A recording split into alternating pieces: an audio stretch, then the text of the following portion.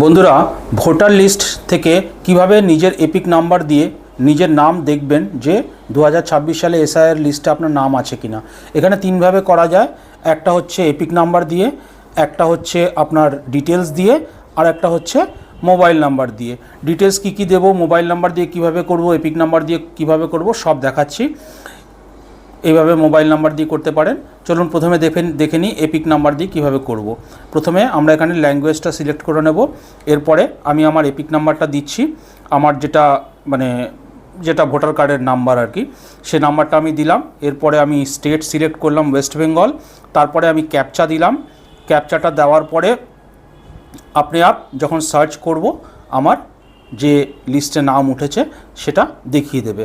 দেখুন নাম চলে এসছে, আমার পুরো ডিটেলস, আমার বাবার নাম সমেত, কোথায় কি সব কিছু। এখানে ভিউ ডিটেলসে যেই ক্লিক করলাম সমস্ত ডিটেলস ভালো করে চলে আসলো। এখানে নিচে আপনি ডাউনলোড করতে পারবেন, ডাউনলোড করে ওটাকে সেভ করে নিন। এটা হয়ে গেল এপিক নাম্বার দিয়ে আপনি কিভাবে নিজের নামটা বের করবেন। এরপরে আসছে হচ্ছে ডিটেলস দিয়ে। ডিটেলসে কি দিতে হবে, প্রথমে আপনার স্টেট সিলেক্ট করবেন। স্টেট আমি ওয়েস্ট বেঙ্গল দিলাম। এরপরে আপনি ল্যাঙ্গুয়েজ সিলেক্ট করুন বাংলা। এরপরে আমি আমার নাম দিচ্ছি অভিজিৎ দাস। তারপরে আমি আমার বাবার নাম দেব, কারোর যদি মিসেস হয় তো তার হাজব্যান্ডের নাম দেবে। এখানে আমি আমার বাবার নাম দিচ্ছি। এখানে আমি আমার এজ দিতে পারি বা ডেট অফ বার্থ দিতে পারি। আমি এখানে আমার এজ দিয়ে দিলাম 47। এরপরে আমি দেব আমি মেল না ফিমেল, পুরুষ না মহিলা। এরপরে আমি আমার জেলা দেব, আমার নর্থ চব্বিশ পরগনা, তো নর্থ চব্বিশ পরগনা দিয়ে দিলাম। এবং আমার কনস্টিটিউয়েন্সি হচ্ছে দমদম, তো দমদম দিয়ে দিলাম। তারপরে ক্যাপচা, নর্মাল ক্যাপচাটা যেই দিলাম, ক্যাপচাটা দেওয়ার পরে সার্চ করব।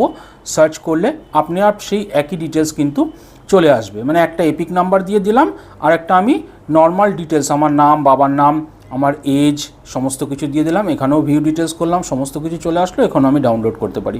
এরপরে মোবাইল নাম্বার দিয়ে যদি আপনি করতে চান, মোবাইল নাম্বার দিয়েও সেম প্রসেস। আপনার স্টেট সিলেক্ট করুন, ল্যাঙ্গুয়েজ সিলেক্ট করুন, মোবাইল নাম্বার দিন। মোবাইল নাম্বার দেওয়ার পরে আপনি যাই হোক, আমি একটা নাম্বার দিলাম, আমার মোবাইল নাম্বার আমি এখানে দিতে চাইছি না, তাই যাই হোক আমি একটা নাম্বার দিলাম। এখানে আমি ক্যাপচা দেব। ক্যাপচা দেওয়ার পরে সেন্ড ওটিপি করব। ওটিপি চলে আসবে। ওটিপি আসার পরে আবার সেই একই রকমভাবে চলে আসবে। কিন্তু এখানে একটা ব্যাপার মাথায় রাখবেন যে আপনার যে মোবাইল নাম্বারটা সেটি কিন্তু ইলেকশন কমিশনের ওখানে কিন্তু থাকতে হবে, তবেই কিন্তু এটা আসবে।